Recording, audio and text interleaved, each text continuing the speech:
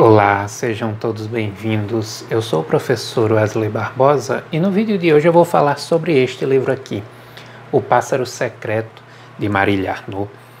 Uma obra forte, uma obra que em vários momentos me fez refletir bastante, me deixou comovido, inclusive, e muito bem escrito. Um livro criativo, um livro que trabalha muito bem a categoria do narrador. Enfim, uma obra que vale muito a pena ser comentada, como tem sido comentada por aí. Este livro que eu já tinha lido há algum tempo e estava aguardando o momento certo para fazer o vídeo, este momento finalmente chegou. Como sempre faço, vou deixar aqui na descrição do vídeo o meu link de afiliado da Amazon para que você que se interessar pela obra, que vá lá, dê uma olhada e, se for o caso, que compre o livro através do meu link. Como eu sempre digo, é fundamental incentivarmos a produção de conteúdo educativo aqui no YouTube. E se você gosta de conteúdos assim, não deixe de se inscrever no canal e ativar o sininho das notificações para sempre ser informado quando novos vídeos forem publicados. Além disso, curta o vídeo, pois assim você mostra que está gostando do meu trabalho. Então bora lá! Eu que acompanho canais literários e também que estou na universidade, como estudante do doutorado, venho entrando em contato com comentários positivos sobre o livro de Marília Arnaud há algum tempo. Ano passado tive a boa surpresa de receber da autora um exemplar com uma dedicatória aqui e me apaixonei pela obra. É lógico, não é uma obra apaixonante do ponto de vista da temática que ela trata, quando eu me refiro a ter me apaixonado pelo livro, pela técnica narrativa, Todos nós que gostamos, que admiramos um livro bem escrito, nós acabamos nos apaixonando por um trabalho como este aqui. É o caso do livro de Marília Arnaud. Este livro trata de Aglaia Negromonte, uma menina que ao longo da obra nós vamos percebendo que ela é ali do fim da infância, início da adolescência. Não é falado muita coisa em relação a tempo, a idade, etc. Lá no fim do livro ela fala que tinha 14 anos num determinado ponto. Então nós entendemos que essa personagem, os fatos que ela narra aí, são mais ou menos ali entre os 12 até os 14 anos de idade. Bom, uma adolescente que, como todos que estão nessa fase, tem os seus conflitos, os seus dilemas, os seus medos, mas que no caso dela tudo isso é adensado e elevado à máxima potência porque ela tem um grande problema psicológico. Não é falado no livro, eu também não vou ficar, estou longe de ser especialista no caso, não vou ficar tentando adivinhar qual é o problema da personagem. Ela vive um conflito existencial, psicológico, psiquiátrico mesmo, muito grande. Ela convive com algo que a atormenta. Esse algo ela chama de a coisa. A coisa que é falada ao longo de todo o livro é quase como um personagem, mas na verdade não é. Acaba sendo os sentimentos dela. O incômodo existencial. É o eu dela, mas esse eu atormentado que vem à tona em determinados momentos. Toda vez que ela está ali passando por um momento difícil, o que não é raro ao longo do livro, por um grande conflito, por um fato que a está abalando muito, essa coisa, ela se inquieta dentro dela, Ela associa a um pássaro mesmo, Então, o título do livro é bem sugestivo a respeito disso, o pássaro secreto, esse pássaro que habita essa personagem, uma metáfora utilizada para esse sentimento, esse grande tormento, essa grande inquietação, esse transtorno que ela tem, que não fazemos ideia de qual seja. Eu, pelo menos, que não sou especialista na área, não faço a mínima ideia. Mas além de Aglaia, nós somos apresentados a outros personagens ao longo do texto. Eu sempre faço uma cola nas páginas iniciais dos meus livros, com a lista das personagens, porque tem livros que tem muitos personagens. Esse aqui não tanto, Os fatos se desenvolvem mais ou menos ali no círculo familiar mesmo. Então, além de Aglaia, nós temos ao longo do livro o seu pai, que é um ator muito famoso, na verdade até superestimado, A gente percebe que ele é um ator que tem um certo destaque, mas ele é tido como, ao longo do livro, ele mesmo, né, talvez se ache, a própria família em determinado momento, a esposa e tal, colocam ele num pedestal como se ele fosse, né, o grande nome da teledramaturgia universal. A mãe de Aglaia e os seus irmãos, né? A sua avó também, a vó Sarita, que é muito importante na história, mas além desses também os seus irmãos. Todos eles têm nomes de personagens míticos, né? Ou seja, Heitor é um personagem muito conhecido da Ilíada de Homero, o filho do rei Príamo, né, que é o maior guerreiro dos troianos, né, que vai lá enfrentar os gregos, enfim, um personagem bem conhecido. E a sua irmã tem um nome um pouco diferente para nós, né, para a nossa cultura, assim como a Aglaia já não é um nome tão comum. A irmã dela, Eufrosine, o pai coloca esse nome nelas, inspirado nas graças gregas, 3 graças. Eu peguei aqui o meu livro da mitologia, de Thomas Bulfing. Eu já indiquei aqui para vocês, em algumas oportunidades, livros sobre temas variados, né? E falei que é muito importante que você tenha um livro de mitologia na sua biblioteca, para que quando apareça referências como esta, você saiba se encontrar, né? Então, eu pesquisando sobre as graças, descobri o seguinte: são 3 deusas que promoviam os prazeres da vida por meio do refinamento e da gentileza. Eram Aglaia, de onde vem o nome Aglaia, da personagem principal, que quer dizer brilho; Eufrosina, de onde vem o nome da sua irmã Eufrosine, que quer dizer alegria da alma; e Thalia, que quer dizer o verdor da juventude. Wesley, mas você só falou aí em 2 graças, né, como personagens do livro. A própria Aglaia, que é a personagem principal, e a sua irmã Eufrosine. Não tem a terceira. Tem sim. E ela descobre isso ao longo do livro, né, num determinado ponto. Ela descobre do nada que tem uma irmã, fruto de um relacionamento que o pai dela teve com uma francesa.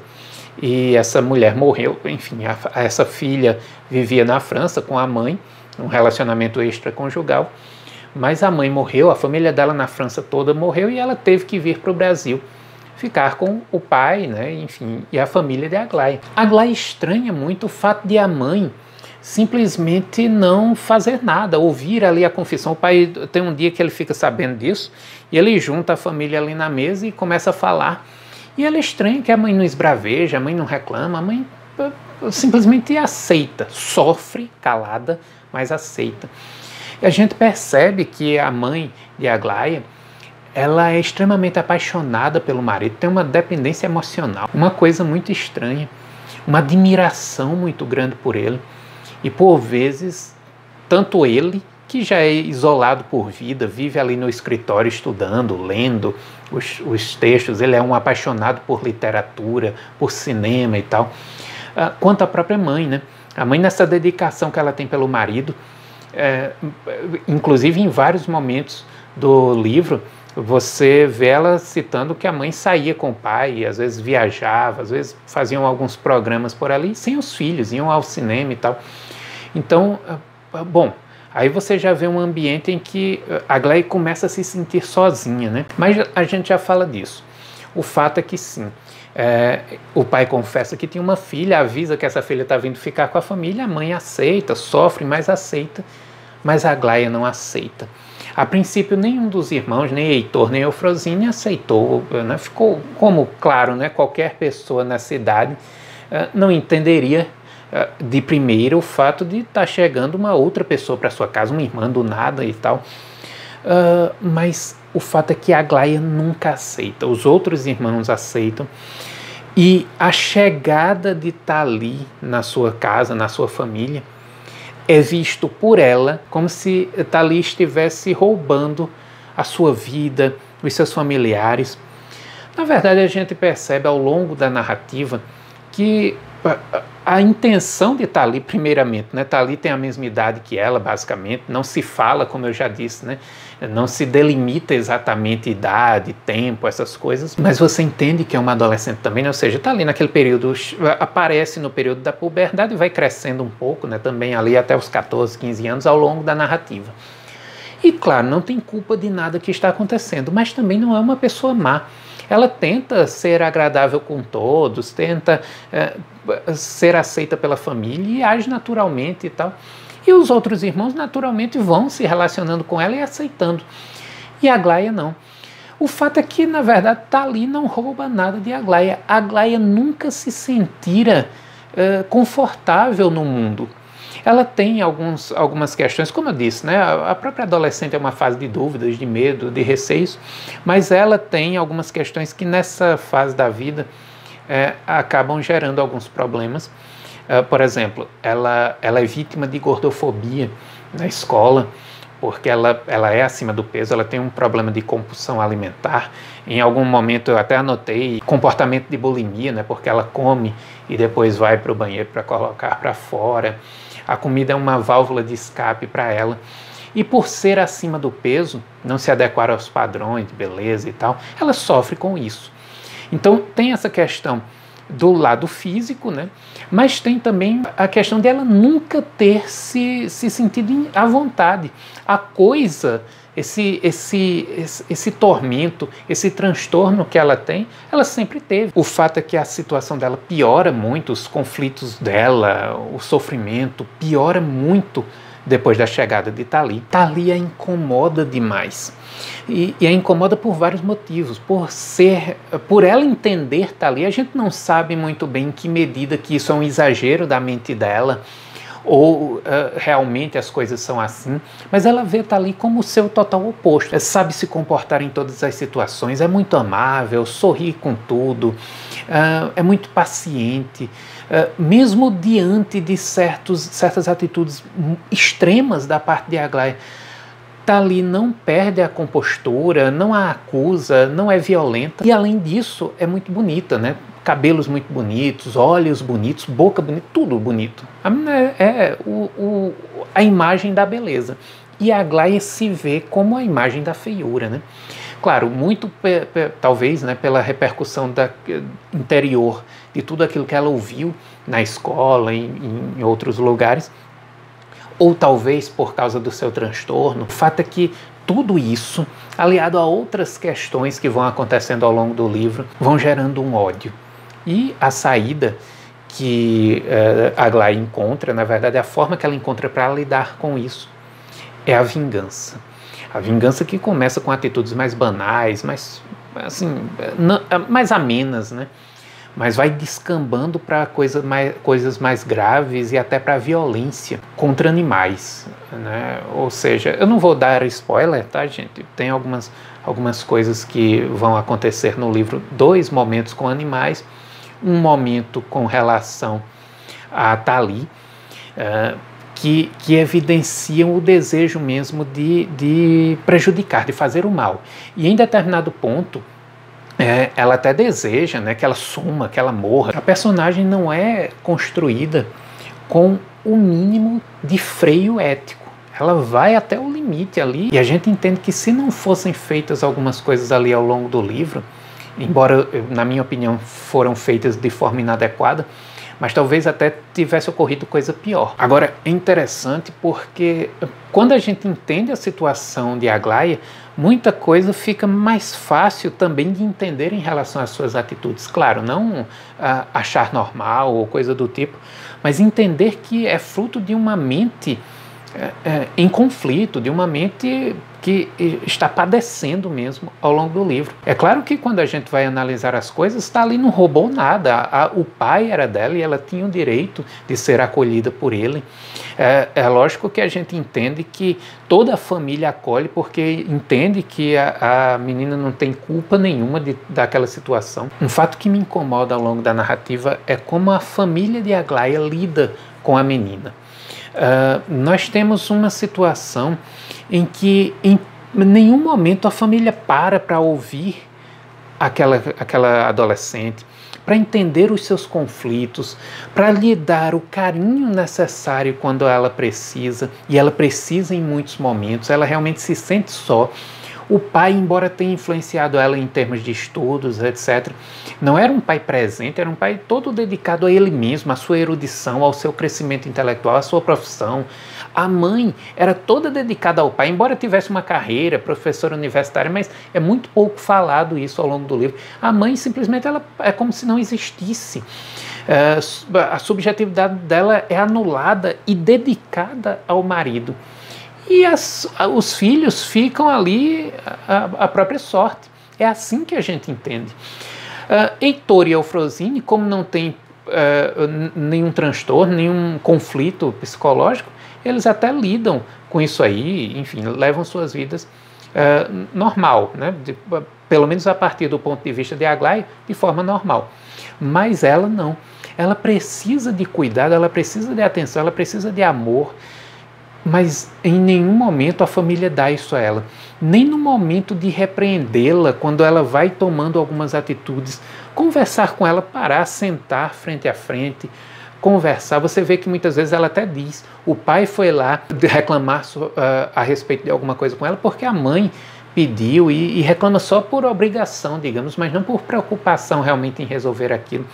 Não existe uma conversa, um diálogo, o estabelecimento de uma relação saudável. Tem um momento em que a Aglaia é mandada para uma clínica, depois que ela toma uma determinada atitude, ou algumas atitudes ali durante o romance, que, enfim, a gente fica se perguntando, tá, mas peraí, assim do nada, a mãe não se despede, o pai é muito frio, tudo de uma forma, é claro, né? A menina precisava de tratamento, não estou criticando isso, mas entendam, quando vocês lerem, vocês vão perceber o que eu quero dizer. Não existe por parte dos pais a tomada de atitude no sentido de compreender, de ajudar essa menina. Tudo isso, claro, do ponto de vista dela, né? Existem pessoas que acham o narrador em primeira pessoa e o livro é narrado em primeira pessoa em dois momentos. É um aspecto muito interessante deste romance. Os capítulos, eles se revezam numa narração todos em primeira pessoa, tá? Mas eles se sucedem na temporalidade. Os capítulos que têm o número ímpar, né, o 1, o 3, etc., eles são narrados no presente narrativo. Os capítulos de números pares, eles são narrados no passado. É quando ela conta todos esses fatos aí que eu citei, né? Quando ela vai lá para a adolescência. Então você entende que é uma moça já adulta rememorando algumas coisas. Vão nos mostrando momentos diferentes, crises diferentes, porque ela, nesse presente narrativo dos capítulos ímpares, ela também está em muitos momentos numa clínica. Ela recebe visitas, muitas vezes ela fecha os olhos e simplesmente não fala com ninguém. A questão do narrador, ela merece um cuidado muito especial neste romance. A narradora, ela nos enreda no tempo narrativo. Em alguns momentos existem umas quebras interessantes que merecem uma releitura. Este livro aqui com certeza eu vou reler. Eu queria reler para fazer o vídeo, mas vi que não seria possível agora e, enfim, já ia acabar esquecendo muita coisa e não ia produzir o vídeo. Então resolvi fazer logo, mas eu quero reler o livro para fazer inclusive um ensaio sobre ele. Eu que estudo a literatura paraibana e Marília Arnaud é uma autora aqui do meu estado, requer um estudo e eu com certeza farei o ensaio focando no narrador. Mas para algumas pessoas, o narrador em primeira pessoa, né, o narrador personagem, ele não é confiável. Eu me aproximo muito da opinião de James Wood, aqui no seu livro Como Funciona a Ficção. Eu não concordo nem um pouco que o narrador em primeira pessoa não é confiável. Eu acho que qualquer categoria narrativa tem os seus propósitos, e quando o autor escolhe aquela categoria, ele tem intenções muito bem definidas. Em nenhum momento o bom autor ele vai entregar as coisas assim, esse narrador aqui, eu construí ele em primeira pessoa porque ele não é confiável, então eu quero realmente escancarar aqui o caráter dele ou a visão limitada dele. Enfim, eu não vou por esse lado. Eu concordo com James Wood, que nos diz o seguinte: na verdade, a narração em primeira pessoa costuma ser mais confiável que não confiável. E a narração onisciente na terceira pessoa costuma ser mais parcial que onisciente. Até o narrador que não parece confiável costuma ser confiavelmente não confiável. Eu acho interessante porque o narrador em primeira pessoa, ele dentro daquele universo narrativo, daquele livro, no caso deste livro aqui, ele é extremamente importante porque ele nos mostra como que aquele personagem que conta de si, ele vê o mundo e vê os outros personagens e vê as outras pessoas. O narrador onisciente, ele, por entrar na mente de todos ali, mas sempre escolhendo, né, como ele diz, ele é um pouco também parcial, ou muitas vezes mais parcial do que onisciente, ele acaba inclinando a gente a perceber um determinado personagem como positivo ou negativo. O narrador em primeira pessoa, ele nos mostra um ponto de vista, e assim fica mais fácil a gente entender o que a Aglaia via. Por que que ela recebe as coisas dessa forma? Ora, ela vive atormentada. É óbvio que ela tem uma consciência frágil, uma consciência que, enfim, aguardava apenas um acontecimento qualquer para explodir. E foi a chegada de Tali. A coisa com a qual ela tem que lidar ao longo da vida, praticamente sozinha, a menos nos momentos em que ela está com a avó dela, faz com que ela veja o mundo de forma diferente. Nós vemos esse mundo junto com ela, na perspectiva dela. E claro, nós não concordamos com suas atitudes, por vezes nós chegamos a ter raiva da personagem. Ora, mas as coisas não são assim, mas por que você também não se abre? Mas será que é tão fácil? Teve alguns momentos que eu comecei a anotar lá, né? Mas por que ela não faz isso? Por que ela não faz aquilo? Mas é muito fácil para mim, que não tenho a mesma situação que ela, julgar, né? E ela nos mostra bem detalhadamente como que as coisas acontecem a partir do seu ponto de vista. Então, nesse caso, a escolha do foco narrativo foi perfeita. O tratamento com o tempo, ele foi muito bem escolhido também, porque nos mostra uma personagem que não superou aquilo. Ela vive um outro momento, ela, enfim, tem acumulado talvez até pequenas vitórias ao longo da vida, porque ela saiu de um primeiro problema, ela, enfim, está ali naquela situação na clínica e tal, e consegue refletir sobre si mesma, consegue refletir sobre seus problemas, sobre seus fantasmas, sobre os monstros particulares que ela carrega, mas, enfim, mas ela não superou tudo. E isso é importante para a gente entender quem ela é, quem ela foi, as atitudes que ela tomou. Enfim, gente, é sem sombra de dúvidas um livro que vale a pena ler. É lógico, se você for mais sensível, principalmente nesses pontos, né, que são tocados no livro, talvez não seja o momento adequado para você ler, mas de um modo geral eu indico muito o livro. Você vai se deparar com uma narrativa muito bem construída, uma narrativa de uma escritora que sabe lidar com o texto, que sabe nos envolver com o texto, que sabe fazer do texto um desafio para nós dentro daquele tema e daqueles problemas que ela está construindo, né? Um texto que por vezes, além, claro, né, de ser pesado, mas é poético, tem algumas frases interessantes, tem algumas reflexões que nos fazem também refletir. Tudo muito bem colocado, tudo muito bem pensado. Enfim, um livro que foi um prazer ter lido. Agradeço muito a Marília Arnaud pela confiança, né, de ter mandado o livro. É lógico que a gente não manda um livro nosso espontaneamente para qualquer pessoa, a gente manda para aquelas pessoas que de alguma forma a gente confia que vão ler com responsabilidade, que vão ler com cuidado. Foi o que eu fiz. Além de ler com responsabilidade e com cuidado, li com prazer. E agradeço e parabenizo a autora por isso aí. Marília, que é inscrita do canal, vez por outra está aí assistindo, comentando. Enfim, foi um prazer ler Marília. E espero que para vocês também seja um prazer, que vocês procurem a obra e leiam, porque vale muito a pena. E espero sinceramente que vocês tenham gostado do vídeo. Se gostaram, não deixem de interagir, deixando seu comentário. Como eu sempre digo, a participação de vocês é fundamental e tem feito esse canal também crescer muito.